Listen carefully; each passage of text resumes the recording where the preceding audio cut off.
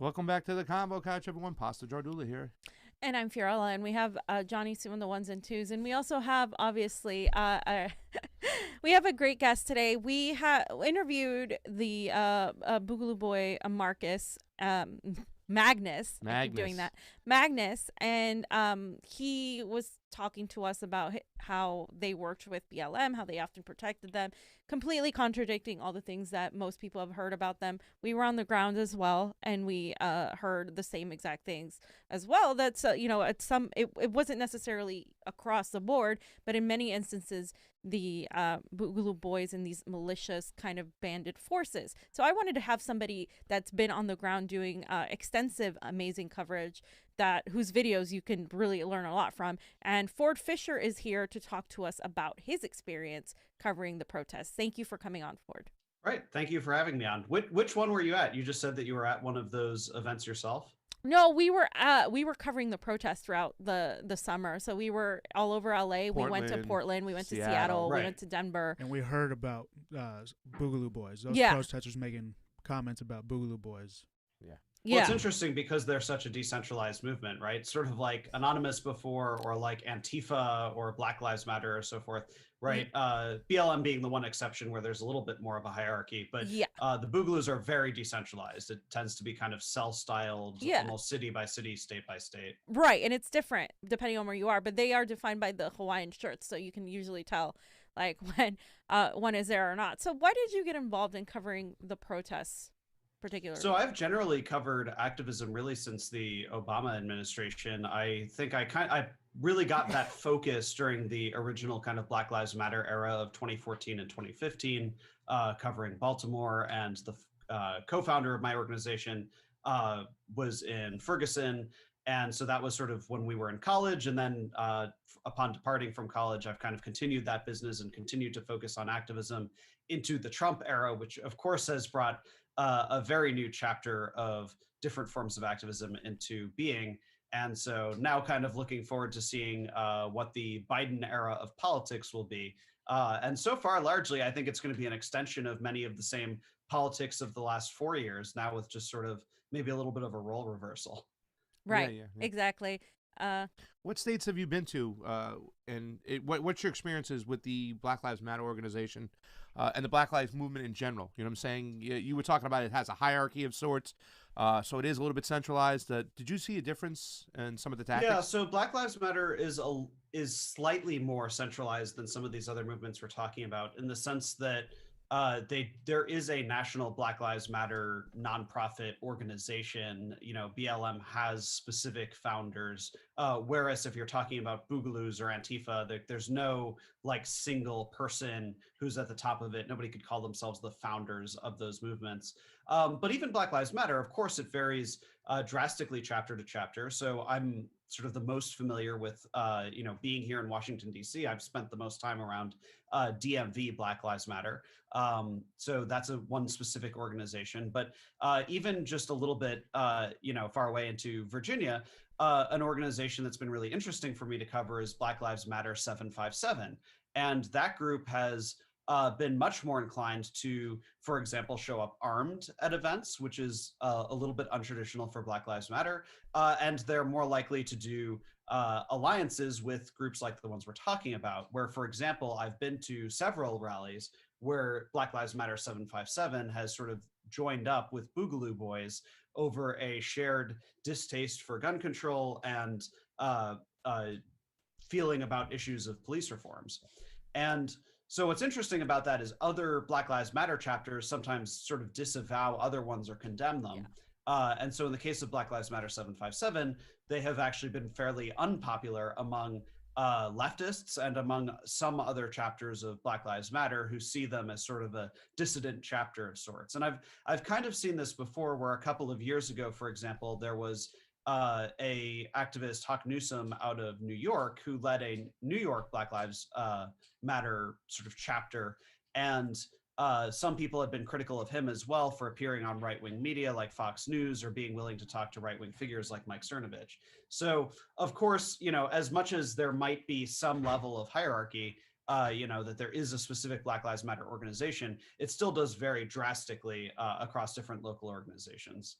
Yeah, just to comment on Wow. that, it's we have when we cover the protests, even here in LA, there was Black Lives Matter, the organization, and protests put out by that, and then there were people who were for the Black Lives Matter movement and defunding the police who operated independently, and had their own group of people that they were bringing in who tended to be more radical, and some of them even called the BLM organization bootlickers, saying like they didn't want to like push their boundaries far enough. They weren't like BLM here. The LA chapter doesn't really get arrested. They don't push the edge on that. Some of the other groups that were for the movement were more willing to occupy the police stations. They were more willing to go to people's houses and protest. So I definitely is a difference between like the org and then like other movements that surrounded. Did you see any of that as well? Yeah, so I think the biggest example of that for me was that here in Washington, D.C., May 29th, 30th, and 31st, I covered the sort of George Floyd protests in Washington, D.C., following a couple days before the riots began in Minneapolis. And those protests were, first of all, coming out of COVID, it was like the first time there had been street activism in months in Washington, D.C., which is normally like a staple of our city, right? So what was fascinating was that normally when I go out to events in Washington, D.C., I recognize everybody, or not, sorry, I shouldn't say everybody. I recognize a lot of people. I very rarely go out to an event where I don't know at least some of the faces out there. And Black Lives Matter as an organization tried to make it very clear during those May 29th, 30th, and 31st protests that they were not the organizers of those protests. And indeed, when I went there, that seemed to really be the case. I was not recognizing, I wasn't seeing the same faces. They were sort of a genuine grassroots, angry group of people mad about the death of George Floyd. But Black Lives Matter of DC, I think, basically recognized, this hasn't been organized, this hasn't been planned, and this could turn violence when you don't have, leadership. I'm not talking about large scale hierarchy, but when you basically have people just organically flow together, unified by anger and without leadership, that really is a recipe for violence. And I think BLMDC basically acknowledged that. They had been advertising certain specific events that would be sort of basically peaceful alternatives, other things to do, such as they had an idea of like Black Lives Matter as a caravan going past the Department of Justice, something like that. And so, yeah, in some cases, you have people who will certainly say that they identify with the Black Lives Matter agenda. And I think it's still fair to say that that person is a Black Lives Matter activist, but it is very important to be clear about there are specific organizations such as Black Lives Matter DC, and it would be incorrect to link them to Black Lives Matter activists who happen to be in DC if they don't happen to be affiliated. And I think that's something that a lot of the mainstream media tends to miss when they treat these movements as monolithic. Look at, oh man, I saw some Black Lives Matter people and they said something, really horrific. So wow, that BLM movement really sucks. Like that's kind of the Fox News mentality. And the reality is that, like anything else, like it's a pretty diverse group of people, and they're not all accountable to what some other person says somewhere else in the country. Do you see that as a positive or a negative in certain situations? I'm talking about the decentralization versus decentralization, because I've often talked about, I think sometimes Black Lives Matter movement, the hierarchy, the national Black Lives movement would remove people who I called solutionist. That would kind of like the guys like Hawk Newsom, who would go into that Black Lives Matter. He went into a Trump rally with a bunch of activists, and he talked to the people. And at the end of the rally, they were going USA and hugging each other and taking pictures. Well, they removed a lot of guys like him from Black Lives Matter, and they've left. Do you see that as a positive or a negative when it comes to the decentralization versus the actual hierarchy and have somebody out there controlling things? Because what you're telling me right now is like Black Lives Matter DC said, we're going to remove ourselves from this equation because it could turn into violence. You know what I'm saying? Right. And they wanted to offer basically what they saw as a more constructive alternative. So, I mean, I think I would be clear just about, as by way of introducing myself, when I cover these events, I do try to cover them in a live and raw way. And to the extent that I give interviews like this, I still am trying not to comment in terms of somebody is good or bad, right? You're not going to hear me condemn nor condone any of the various people that we talk about. So as it relates to your question was, is it good or bad? I get like, anti-hierarchical structure. I'm not going to say that it's good or bad, but I would say that generally speaking, the thing that I see over the long term, hurting movements, what tends to cause movements to sort of fall apart, tends to be infighting. But honestly, infighting can occur whether or not there's a formal structure anyway, right? So like you said, you mentioned it was called the mother of all rallies. I was at that event where Hawk Newsom basically took the stage at a Trump rally on the invitation of the organizers and had basically 5 minutes to describe the BLM agenda. And he gave a very we need to do it together. We're all in this together. We're all Americans, that kind of speech. And other Black Lives Matter people were unhappy with that. So, whether there's a hierarchy above him of somebody who he has to answer to or not, other BLM chapters would probably condemn that. So I'm not sure that question necessarily comes down to hierarchy, but more so like the wideness with which somebody is able to or willing to create their political coalition. And so that kind of brings us, I think, to I think the reason that you had me on was talking about Boogaloos. Right. That was my next question. Boogaloos seem to be very, very interested in the concept of bottom unity. So if you look at the political spectrum as quadrants, top left and top right. I know this is probably reversed with the webcam, but top left and top right being authoritarian left and authoritarian right. Put very crudely, authoritarian left, statist leftism, communism and so forth. Authoritarian right being in the extreme fascism and the less extreme republicanism. And then the libertarian left and right. The libertarian left being, anti-statist leftism. This would be most Antifa people who don't believe in government. And then the bottom right in the most extreme being anarcho-capitalist people who believe in full capitalism in the state. And of course, there's a hodgepodge of things all in between. But the Boogaloos, for the most part, describe the idea of bottom unity, which essentially means that all of those people who are against the state should all band together, that you should have anarcho-communists and libertarian leftists and anarcho-capitalists, agorists, syndicalists, all of these different people. Mm-hmm. You should just have them all together and say, we all hate the government, so we're all on the same team. Let's all take up arms. And that has worked with leftist groups who are basically willing to have that wider exchange of kind of coalition. So that Black Lives Matter 757 kind of group, in some cases fighting side by side with Antifa. Usually that has been when there's a common enemy, such as the Proud Boys, where I've literally seen that, where the right has I've seen Boogaloo's fist fight with Proud Boys, essentially siding with leftists momentarily.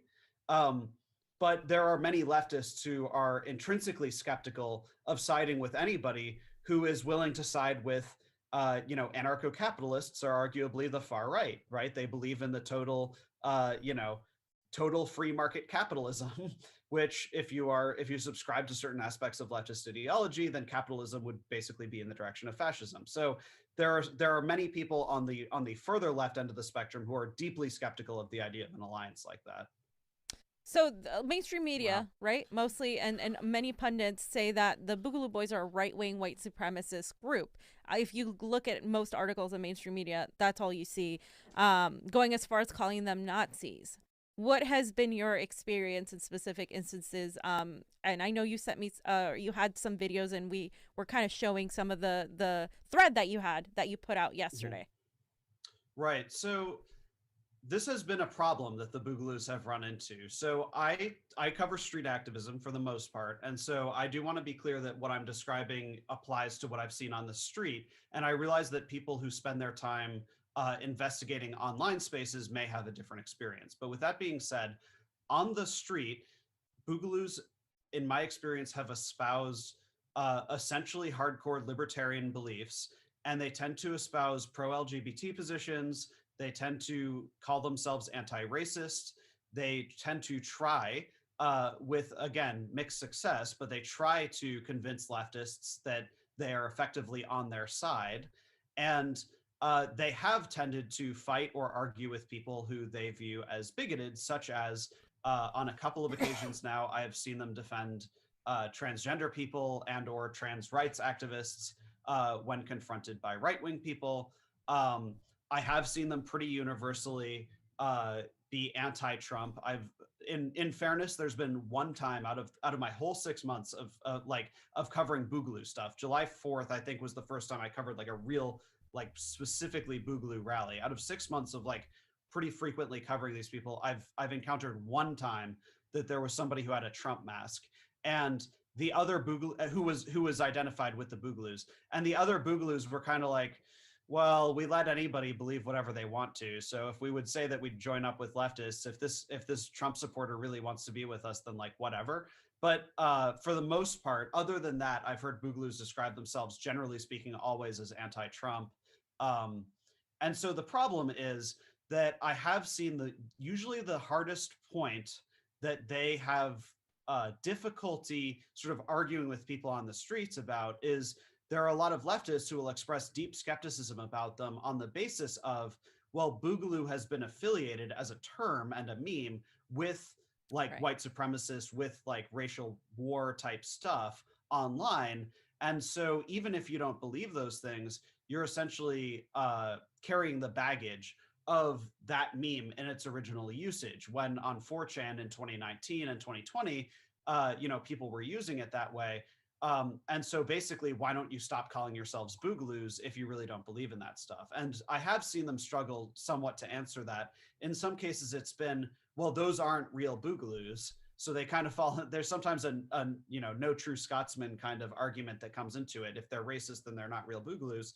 But actually, kind of interestingly, on January 17th in Ohio, when I saw this exact point being made to a Boogalooer who is obviously a Boogalooer, he was like, well, I kind of have heard that issue, and I've started to feel like maybe I should just say I'm with the liberty movement instead of being a Boogaloo. Like, he doesn't want to carry the baggage of the term anymore, even though the ideology hasn't changed at all. So that's kind of been my experience. It seems like most of that issue has been driven by online research, and so I'm not dismissing online research by saying that happened, in saying that on the street, that hasn't been my experience. And the few times that far-right people have shown up at Boogaloo things, usually the Boogaloos have really made a point out of basically either physically fighting with those people or at least orally condemning them.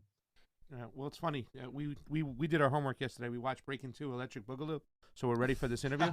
It was a great movie. Pasta. But I've asked some people when we talk about the Boogaloo Boys that they've aligned themselves with BLM, with some Antifa members. Have you ever seen them align or try to talk like man to man, person to person, adult to adult with Proud Boys and try to work some things out and stuff like that? I mean, should the left work with the alt-right?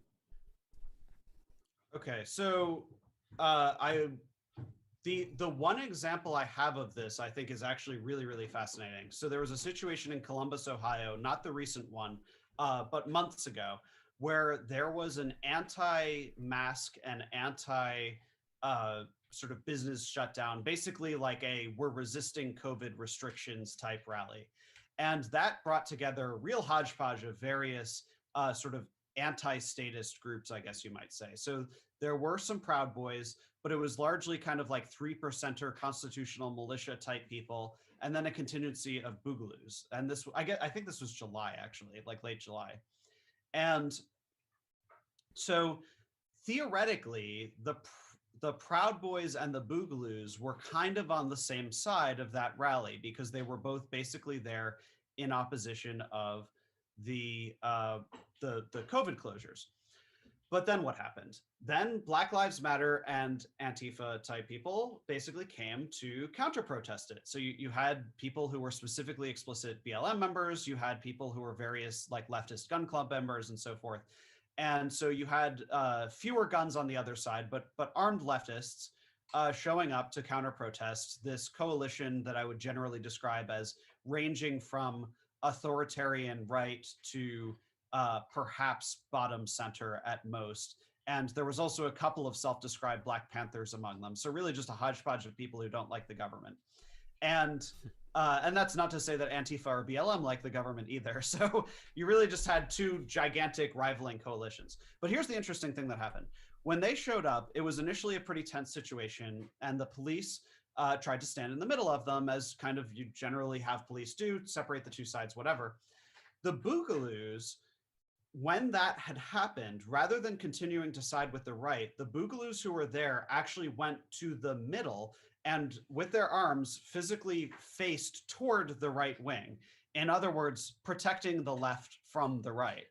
And the dynamic changed very quickly, where the Proud Boys began sort of yelling at the Boogaloo Boys, like, you guys are sort of selling out to the left.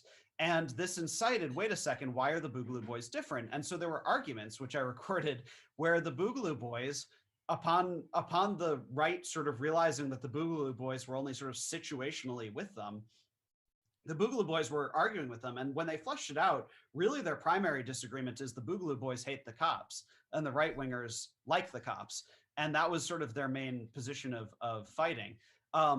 There was a moment during that day, which I've seen on video, but unfortunately I didn't personally capture, where this actually did escalate to the point that Boogaloos ended up fist fighting with Proud Boys at that event.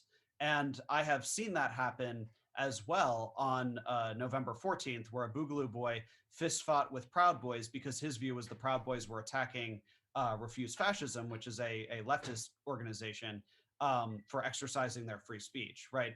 So I guess I would say that it's been kind of very situational and momentary, but it almost seems like the Boogaloos have a more fragile situational alliance with the right than they do with the left, where they're more likely to say, let's focus on our common ground with the left. And with the right, it's like, you're explicitly for an authoritarian cause, so we almost certainly can't ally with you except for these very specific positions. And even with something like, you might traditionally think, oh, the right is, you know, against gun control, so maybe that's the point of common ground. Typically, I've heard Boogaloo people say Trump is just as much of a tyrant. He passed more gun control than Obama and so forth. And so even that talking point of the right and the Boogaloos having common ground on gun control hasn't tended to hold water. So throughout this whole, these last few months in 2020 after George Floyd, why do you think you saw so many people arming up? I mean, so many of these factions like Black Panthers, Boogaloo Boys, these random like right-wing militias, even some of these leftist Antifa types arming up. Do you see that as a result of just the fact that, oh, it's Trump, or is there something more to it? So as a general philosophy, and I can't point to any specific person to say this, but just as a general observation, I tend to find that the carrying of firearms, for the most part, seems to be, people will frame it as self-defense or, various other causes for it, but it tends to be at its base an expression of power, right? And so I have seen as a general trend that before the sort of Trump era, there was mostly leftist activism and not a whole lot of right-wing street activism. There are some exceptions, but it wasn't as popular. And so when the right wing kind of mirrored the left wing style of political street activism, they brought guns into the equation, I think, quite frankly. And so when I'm talking about this, I'm kind of describing 2016, 2017, and into 2018, where the right wing starts engaging in political street activism. And the thing that the right wing has that the left at that point wasn't as into was bringing guns onto the streets. And so, of course, Charlottesville being an extremely primary example of this. But around late 2018 and into 2019, I started seeing a much greater prevalence of armed leftist groups where, for example, in early 2019, I filmed a demonstration where there was expected to be a KKK rally at Stone Mountain. And so an armed coalition of John Brown Gun Club, Socialist Rifle Association, anti-fascist groups, Democratic Socialists, like basically various leftists with guns got together and they marched through Stone Mountain, and the right wing didn't show up. It was a very obvious victory for the left on that particular day because literally their opponent didn't show. And they partially attributed that to, we were prepared to defend ourselves the same way as they were armed to attack us, was their view. And so I have seen, on the other hand, though, that the fact that the left also arms causes the right to be like, oh, this is a little more real. And so I think that kind of provoked something of what I might call like a street arms race, where you have more and more political factions showing up more and more armed. The Boogaloos are an interesting I guess you might say byproduct of that, or just sort of parallel example of that, because they don't neatly fit into the left or the right. And indeed, their fascination mostly is with the firearms themselves. Like their political orientation is pro-gun before it's left or right. Yeah, yeah. It's funny because you're talking about the situation in Ohio, which really kind of just makes me really, really think, because what I'm always looking for is the fact that, you know, a lot of these people on the right who arm themselves, they're always like, I want to protect my family, but I have the right to guns to defend myself against my own government. You know what I'm saying? So they're like anti-government. And a lot of the beef from the left is sometimes with the way the government is controlling things and the laws they put forth. Have you seen on the streets any type of coalition or talking of peace and unity between the Proud Boys and BLM? Because Boogaloo Boys, to me, seem like they have some issues that do lie on the right, and most of the issues are on the left. Is there any way these groups can come together? Have you seen any unity on the streets where they go, hey, man, maybe we should talk this out, and maybe we should realize that we have a lot more in common than we do separately? So I've filmed various times that those sorts of conversations have happened.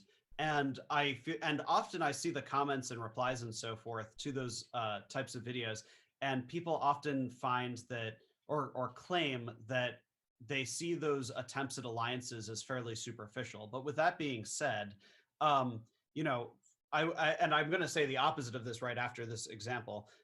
Most recently in Richmond on January 18th, at the end of an armed rally that attracted Black Panthers, Boogaloo Boys, Proud Boys, among other just tons of and like right-wing local militia groups, all into Richmond, where it is illegal to open carry, but everyone was doing it anyway. So basically, everybody is committing gun crimes and saying, "What are you going to do? Arrest all of us?" And so the police arrested nobody. So it was a really interesting day where you had a political coalition, including people who would generally rival each other, sort of unifying over gun rights. But at the end of that day, a couple of Proud Boys actually met with two leaders of that Black Lives Matter 757 group, and I filmed their interaction where they were talking about, you know, I think we can find common ground, man. We all just want America to be the best it can be, and you know, we've got problems. We want police reform too. We just want to do it the right way. But people have sort of pointed out, like the way that the Proud Boy who was talking was able to frame his alliance to Black Lives Matter in that conversation was he's saying, well, I know not all of you guys burn down buildings. Like it was sort of about like, you'd have to disavow like the rest of your group to do that. And similarly, that same Proud Boy was saying, you know, and we've got a lot of problems among our guys too, right? So suggesting that the Proud Boys have issues as well. And that sort of, if you siphon it down, maybe these two groups could kind of talk to each other. I think it was a genuine conversation, basically. But at the same time, you know, it was a total of like a few Proud Boys and 2 Black Lives Matter people. And those Black Lives Matter people are already disavowed by many other chapters, basically for having conversations like this. So it's really hard to apply that at a mass scale. And as much as you might have Proud Boys physically kind of making the effort to have that conversation, it was only a couple months ago that I filmed the leader of the Proud Boys basically give a thumbs up as people took a Black Lives Matter banner from a church and then set it on fire, right? So this is not like, it certainly doesn't seem like there's a monolithic draw toward unity among the Proud Boys. And I think that if you ask the majority of people who would say that they identify with the Black Lives Matter movement, I think you'd find it very challenging to find many members who would share Black Lives Matter 757's perspective about possibly kind of working together on shared issues. So just to wrap this up, my last question is, we have Biden now instead of Trump. Do you see protests continuing? I know there was a few supposed Antifa, you know, graffitiing and marching through the streets. Like, do you see more of that continuing?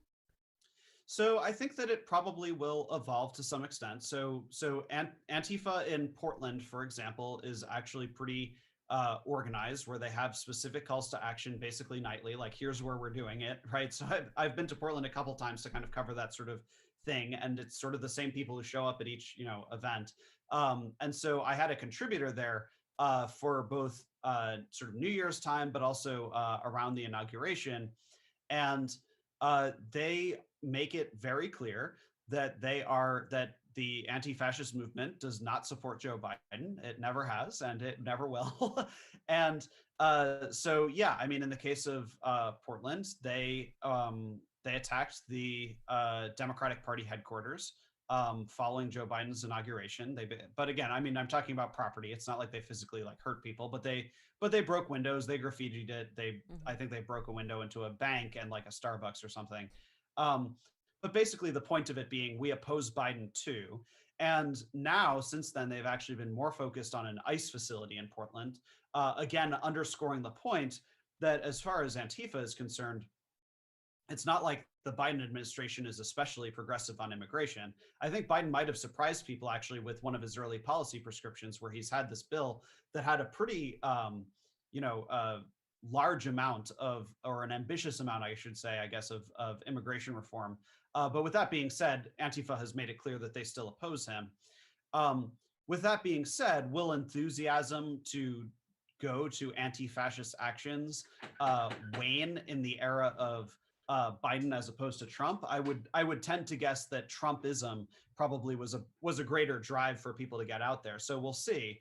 On the right-wing side, I would say people who have been protesting in terms of Democratic Party like lockdowns for COVID and so forth, those people are certainly going to be more angry with a Joe Biden presidency. So there's no reason to think they'd sort of calm down, other than the lost aspect of President Trump like enabling them from the White House.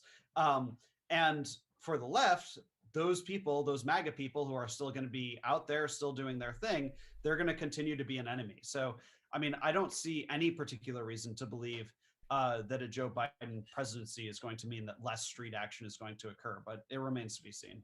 Yeah. Well, thank you so much for coming on. Yep. Do you have that video, by the way, of the 757 and the Proud Boys talking? Is that already up on your thread? It is on my YouTube. I can shoot a quick link to you. Please do. I'd like to take a look at that and see what's going on, because, no matter what, I'm hoping that there's some unity in the streets whatsoever. I know these two groups, the Proud Boys and the BLM, they kind of go at each other's throats. But at the end of the day, I'm looking up at the government and what they're doing, and I appreciate all the work you do on the ground, and thank you for coming on. Thank you very much. And I just sent you that link. Thank you so much. We do appreciate it. Thanks. That's Ford Fischer giving us all the news on the streets, what's going on with all these movements, man.